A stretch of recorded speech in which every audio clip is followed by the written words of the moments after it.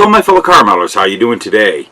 And today on Luka's Kits, this is going to be a little different. That's why we're starting it a little different. You're seeing my wonderful face instead of just a model kit. I'm going to show you a new kit I bought today, adding to the collection, and an old kit that I've had in the collection for many years, and there's a reason why. Well, first of all, I went over to Andy's today and I saw he just got in one of the new releases from Revell. Revell's back, like we said before. Revell's back and strong, and the prices aren't through the roof, and everything's going good. And they're bringing back some classic kits along with some new ones coming up. We'll talk about that some other time. But I want to talk about this one particular kit that is a re-release of an old good one. And that kit is the Frank Iaconio Pro Stock Camaro. Now, this kit came out back when this car really ran back in the early 80s. And I have that version too, and that is right here. This is an old, a pretty well preserved, semi-unopened kit, and we're going to be taking a look at these two kits. And I just think it would be really neat to compare the reissue today and the one from way back when. See the differences. I haven't even opened the new one yet, so we're going to take a look together. So let's take a look at well, it's Luka's Kits.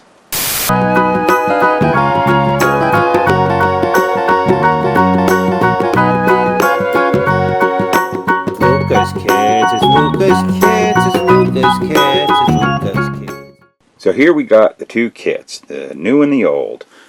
This one here is from 1984. This one here is from 2018. It's kind of nice. We've got a kit here that still has the cellophane on it, but it was cut open at the back so we can take it apart and take a look inside. But we get to see how these were on the shelf back in the day in 1984. Price tag here says $5.99. We got a free t-shirt value of $5.95 that we send on in and get a free t-shirt. But the offer expires April 30th, 1985. So we're a little late on that one. I don't even know if the offer's still in there. And right here we have the kit as it was bought today at Andy's Hobby headquarters, right off the shelf, at the suggested retail price of $26.99, but Andy's discounted price of $24.99. So that's what this one went for. That's what that one went for back in the day. I've had this kit for years and years and years sitting in my collection. Again, I've talked about how I love this box art, and it's really cool how they repurposed the artwork from the old kit onto the new release kit instead of putting a different, a picture of the real car or a different rendering. But you can see how this is a little bit more modernized font and everything, and it doesn't have the picture of Frank on there. Take a little closer look at the box art of the old one first. So we're going to start off with the 1984 kit.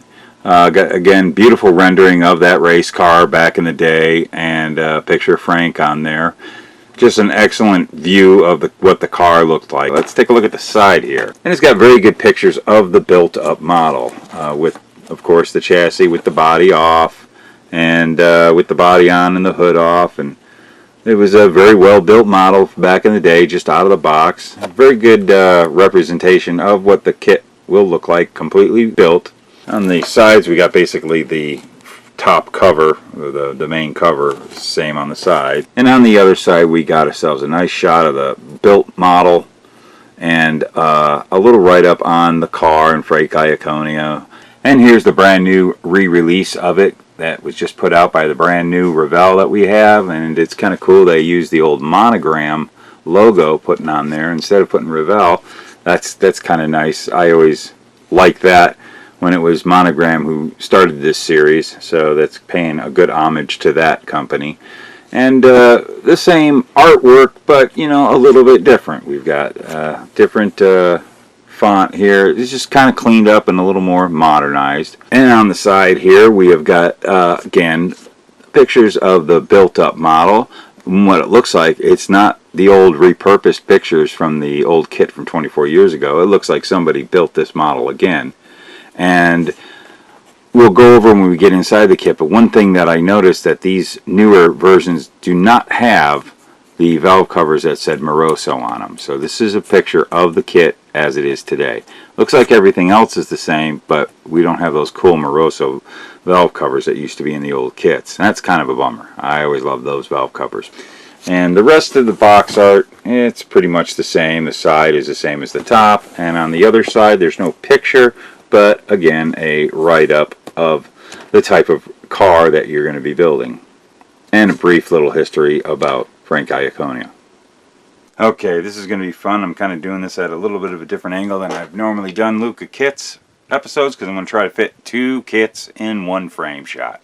So let's go ahead and do our comparison here. But we got to get these tops off. Of course, this one here, as I said, the old one was already cut into and opened up. The bottom here of the cellophane was taken off and left on the top of the box, which is kind of nice. So we can go ahead and lift this off and look at the kit as it was back then. It's still in the bag, and well, I'm just gonna go this far, and we'll get back to this in a moment. But taking a quick look, it's got everything there. There's those drag slicks, and all the Monogram kits have instructions. I usually go through the whole instruction sheet, but we're going to get to that a little bit. The original decals, but we want to do a comparison here of the new and the old. And you can see that it was done in its yellow plastic, and we have our chrome tree. There's a couple of missing parts in here that I think they just got knocked off, and they're in there though. I've got everything. And you can see right here, we'll show, let's get this out of the way first. I got my clear glass windshield is in there. We'll take a look at all that later. But one thing I want to show you is, you see we've got our Moroso valve covers. These are just some of the neatest valve covers, I think, in any kit of a nice big block Chevy Moroso valve cover.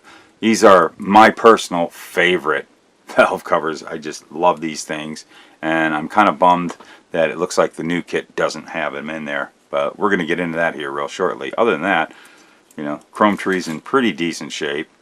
The wing was cut off. I saw it in there. And again, you know, we've got our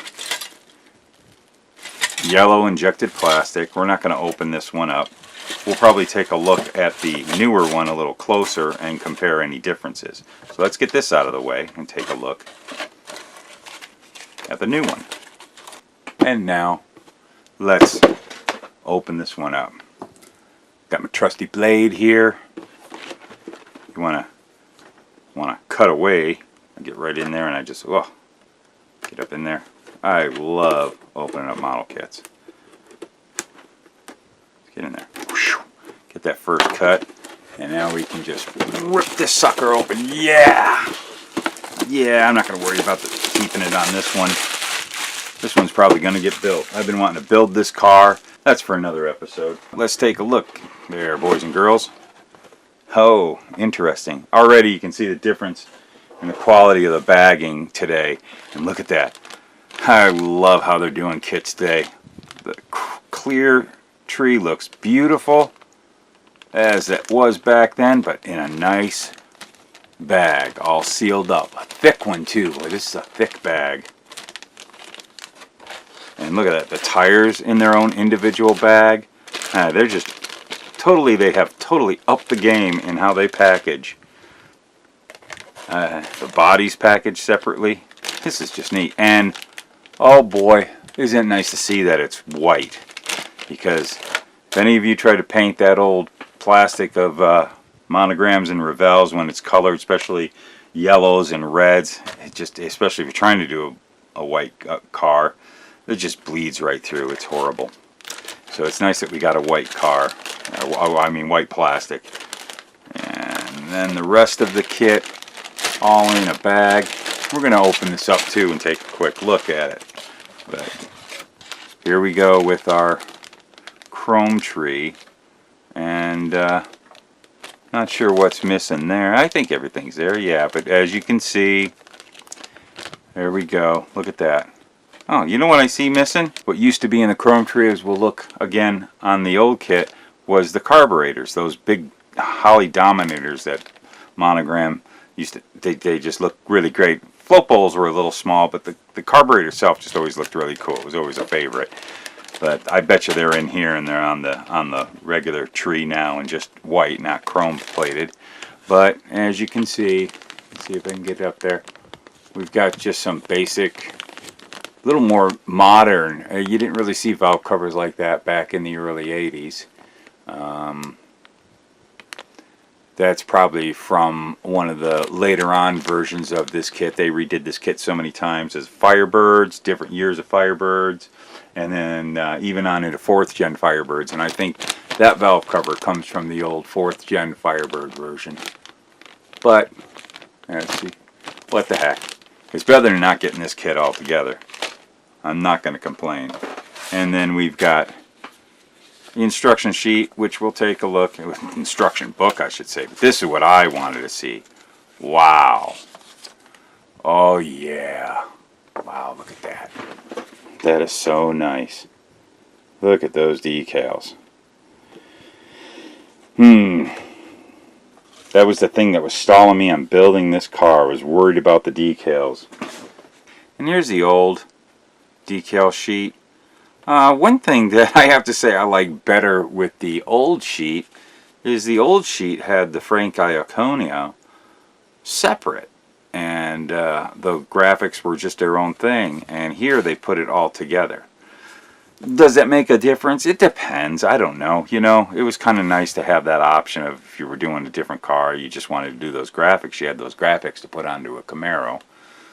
But, you know, the qualities of these decals and the colors are a lot more rich looking. And also when you look at the close detail you have of like the 2 and the Pro here and all your contingency stickers, so much better on this new decal sheet. So there's some give and some take there. Not a fan of that. I wish they would have done it like the old sheet with the separate Frank Iaconio. And it's Tommy New out there. Well, you get your Frank Iaconio model finish, for crying out loud. You started it in the 80s. It was looking beautiful. Just get that hood painted and let's see that kit finished. I'm definitely pleased with that. That was what I was looking for. We did a comparison of the decals. Let's just do a quick comparison here of the instruction sheets, 1984 and today. And I have to say the instruction sheet already looks quite, you know, massive and well done. You got a nice picture of the car right there, and a lot more information, and it's got all the numbered parts here. And I tell you what, it looks like brand new artwork too compared to the old artwork. Even starting step 1 is different, so it's a totally new set of instructions. Step 3 is step 1, and you can see it's totally different artwork. One or the other, I can't say one's better than the other, but nostalgia makes me really love these old Monogram instruction sheets, the artwork from those.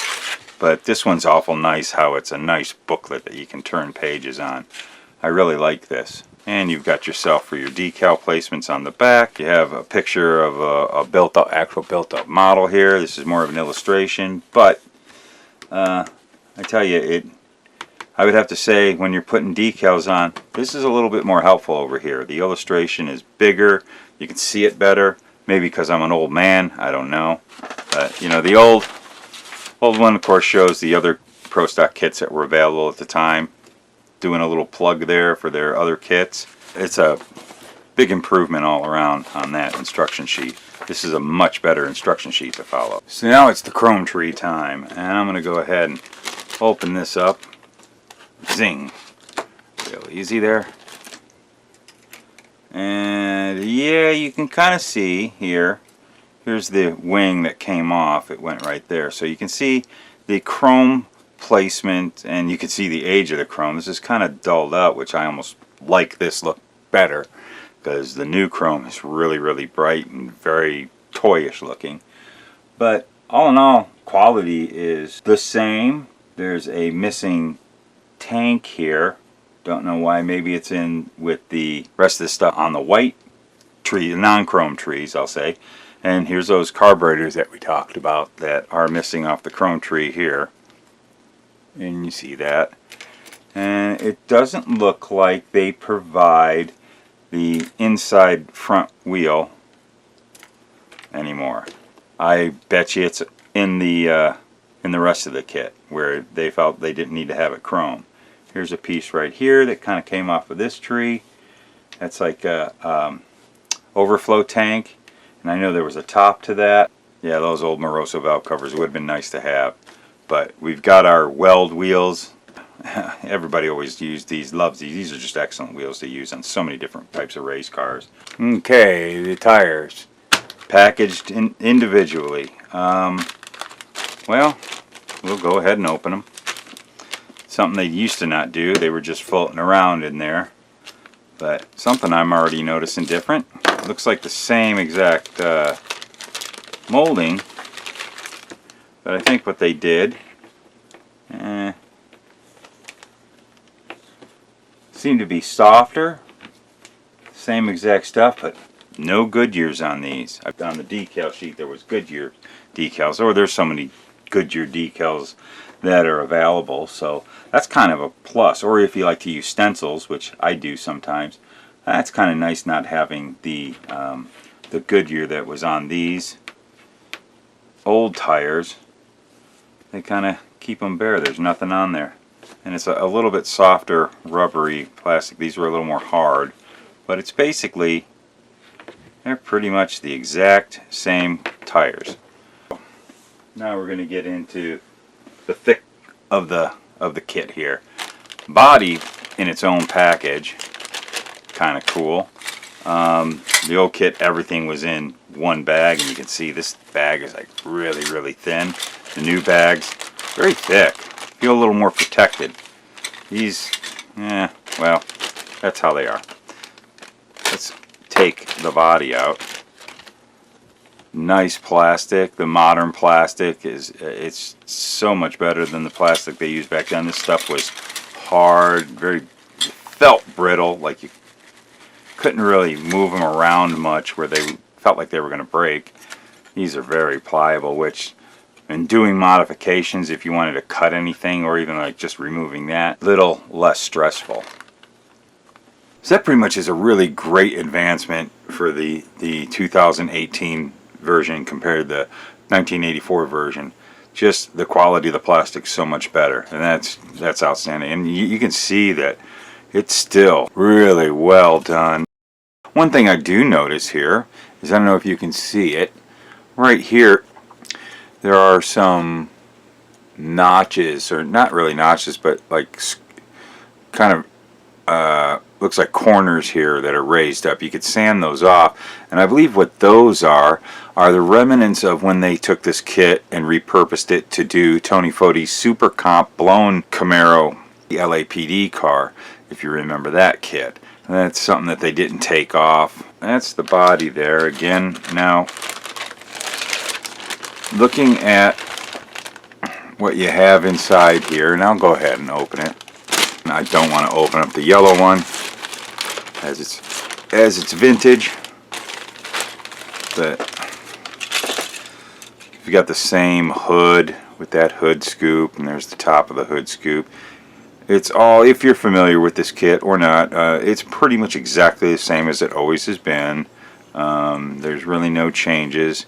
I notice there's a couple of holes and stuff for some of the stuff that was from the Tony Foti, the LAPD car version, that are still on the back bumper from where there was like some structure or supports for the parachute that they added to the model at that time. Easy stuff to fix. There's still evidence of what they added with the Tony Foti and the later Firebird versions, is they went ahead and have the funny car cage still in this. That's something that you don't want to add if you're going to do an accurate version of Frank Iaconio's car that he ran in 1985. And looking around here, it's all pretty much the same old big Chevy big block, the old heads. You got your old intake here, sheet metal intake. Not much has changed in that area, but I do see a difference here with the tubs here. This was done years later when they put the 4th gen Firebird body on here. Also, this is all redone for when they ran the 4th gen. At that point they were running a different type of transmission, so the transmission tunnel was different. Okay, here is I got from another kit that was all unboxed. This is an early version of this whole tub and floor pan, the chassis. You can see the differences here, and this is kind of a bummer that they couldn't bring it back after kind of retooling it for the 4th gen Firebird. Can't remember what they updated to. They left the Lenco transmission in Pro Stock and went to a different style transmission that created a different shaped tunnel, and here they redid it all. This is how the floor and tubs should properly be for doing the Frank Iaconio car. I'm not going to knock Revell for this. It's hard to backdate toolings when they've been changed.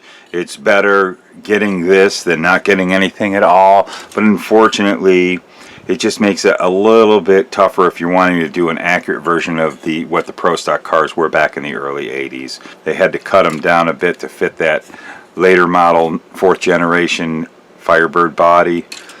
It is what it is. It's either that again, like I said, or we don't have this kit at all. But there you go. That's probably one of the big bummer differences I see in this kit. Updated valve cover, not having those cool Moroso stamped steel or stamped aluminum valve covers that they ran in the early 80s. And and look what we see here. This right here was the part on the chrome tree with the carburetors and this overflow tank and breathers and the wheel backs for the front. That was transferred from the chrome tree onto the regular plain unchromed sprue tree, whatever, where everything else is. So you don't have these chromed anymore, and that's fine. Not that big of a deal. That's the ups and the downs of it all around. I think it's really cool that Revell has brought back a classic old kit that back in the day was really popular, and we'd run out and buy as many of these as we could because there was so much to kit bash. And if you ever wanted to do a Pro Street or any other type of door slammer race car, this was the perfect chassis to start with. It worked in a lot of other bodies, so we got that again. So that's really the big plus here. So I'm a lot more happier the fact that they've decided to bring it back than the sad points of some of the updated stuff from over the years coming into this classic kit. Again, there's not a lot they can do with it. They'd have to retool again, and that's probably not going to happen. So it is what it is. Maybe a resin caster out there who can really do it well could cast this chassis for the guys who don't have a stockpile of these, if they're really wanting to do the Frank Iaconio car correctly. But and I know there's a bunch of guys that resin cast that Moroso valve cover. That's easy to obtain. That's not as big of a deal. But that's kind of a bummer. That's really not going to work out doing the proper car with the Lenco transmission. So that's pretty much everything I have to say about this kit. Again, really happy it came out. Glad I got another one, I guess. I just saw this. I thought this would be a great thing to show you guys. Add it onto my pile of Camaro Pro Stocks. But I actually did want to do this car. I bought this kit more for those decals, just because I didn't think the classic decals would work. I do want to build this car one day, so whether I take bits and pieces from this and some of the old kits I have to make the car correct, whatever, but you can have a lot of fun with this. Again, as you can see, we'll go over it again real fast. There are just so many great parts to use even in kit bashing, and they did such a wonderful job. And I've covered these old Monogram race car kits from the 80s, how outstanding and up in the level that Monogram did back in that day. And now with Revell taking over, a few years later, they kept it going. and it's just, you know, it's just some really great models to have. If you have never had one of these Camaros and been wanting one, now you can go into the hobby shop and buy one. Go out there, get one, build yourself a early 80s Camaro Pro stock and have a great time with it. So I want to thank you guys for watching this episode of Luka's Kits. Just a reminder, I got my Patreon going again. The links are down below. I've got links to my other channel. I've got links to my friends' channels, my daughter's channel. Check those out. Give them a support. Like this video. Keep on supporting. Have a great holiday. We'll see you again here in a week or so. And keep on building those models.